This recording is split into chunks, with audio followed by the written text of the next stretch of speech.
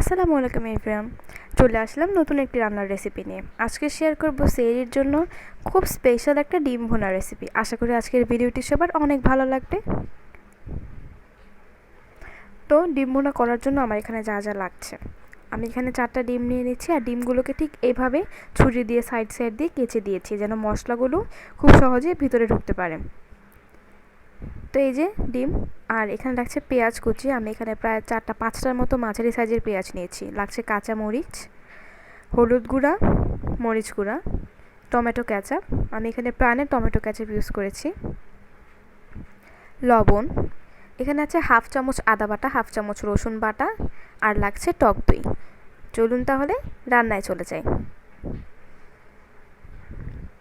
প্রথমে আমি তেলটা গরম হয়ে আসলে তেলের মধ্যে দিয়ে দিচ্ছি হাফ চামচের মতো হলুদ গুঁড়া। এখন হলুদটাকে তেলের সঙ্গে খুব ভালো করে মিশিয়ে কিন্তু আমি ডিমগুলো ছেড়ে দিব। অনেকেই ডিমের গায়ে হলুদ মেখে তারপর তেলে ভাজে, তবে তার চেয়ে খুব বেস্ট হয় আপনার যদি তেলের মধ্যে হলুদ দিয়ে তারপর ডিমটা ভাজেন, এতে করে কালারটাও কিন্তু খুব সুন্দর আসে। তো ডিমটাকে ভালো করে নেড়েচেড়ে আমি একটু কড়া করে ভেজে নিব।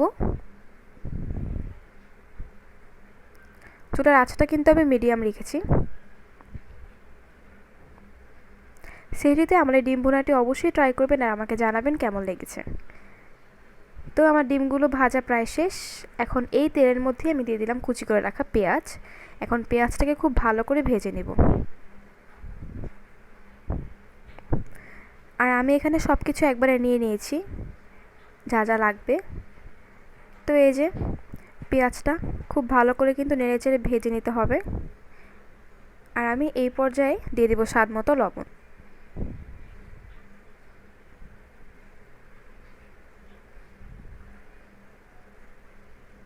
তো এই যে ভাজতে ভাজতে কিন্তু খুব সুন্দর একটা কালার চলে এসেছে আর পেঁয়াজগুলো অলমোস্ট নরম হয়ে গেছে।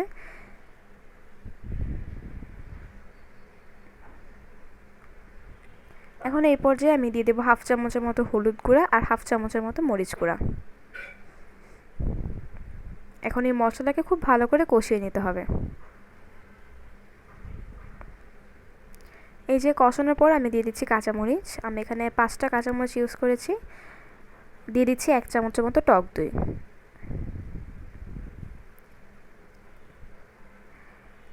তো এই যে কষানোর এই পর্যায়ে আমি দিয়ে দেবো প্রায় 1 টেবিল চামচের মতো টমেটো কেচাপ। আপনারা চাইলে কিন্তু এর থেকে বেশিও দিতে পারেন, তবে 1 টেবিল চামচে কিন্তু পারফেক্ট একটা মেজারমেন্ট।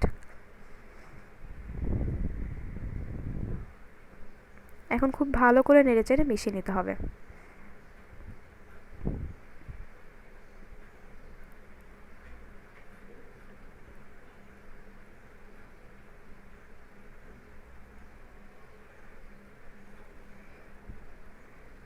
তো কষানোর এই পর্যায়ে দেখতেই পাচ্ছেন কালারটাও খুব সুন্দর হয়ে এসেছে আর তেলটাও উপরে চলে এসেছে।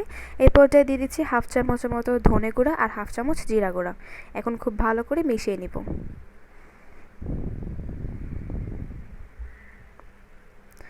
মিশানোর এই পর্যায়ে চুলার আঁচটা আমি একটু বাড়িয়ে রেখেছিলাম। এখন দিয়ে দিচ্ছি পরিমাণ মতো পানি।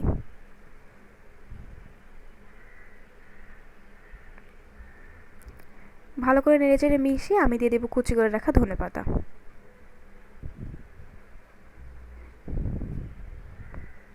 ধনেপাতা দেওয়ার পর কিন্তু খুব ভালো করে মিশিয়ে নিতে হবে আর চুলার আঁচটা বাড়িয়ে দিতে হবে। তো এই যে ভালো করে মিশিয়ে নেওয়ার পর এখন এই পর্যায়ে দিয়ে দেবো ডিমগুলো। এই যে 4টা ডিম আমি খুব ভালো করে ভেজে রেখেছি, এখন একে একে ডিমগুলো দিয়ে দেব। আসলে এই ডিম ভুনার টেস্টটা কিন্তু একেবারে ইউনিক, আপনারা অবশ্যই বাড়িতে ট্রাই করবেন। এই যে চুলার আঁচটা একটু বাড়িয়ে রেখে এখন ঢেকে দেব 10 মিনিটের জন্য। 10 মিনিট পর ফিরে আসলাম 10 মিনিট পর। তো এই যে মশলাগুলো কিন্তু উপরে চলে এসেছে আর খুব সুন্দর একটা কালার এসেছে। এই পর্যায়ে আরেকটু ভালো করে নেড়েচেড়ে কিন্তু আমি নামিয়ে ফেলবো।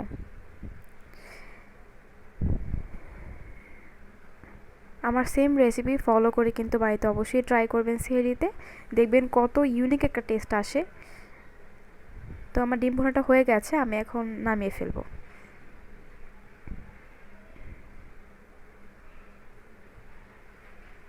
এই ডিম ভুনাটা কিন্তু গরম ভাত বা পোলাওয়ের সাথে খুব ভালো লাগে।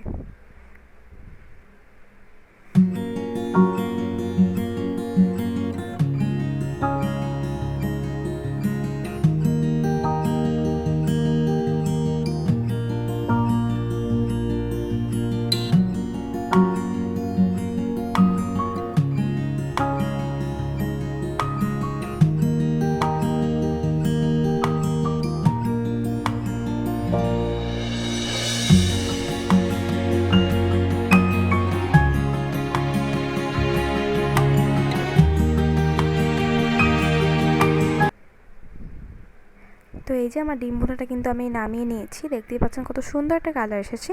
বাড়িতে অবশ্যই ট্রাই করে জানাবেন কেমন লেগেছে। সবাইকে অনেক ধন্যবাদ। আসসালামু আলাইকুম।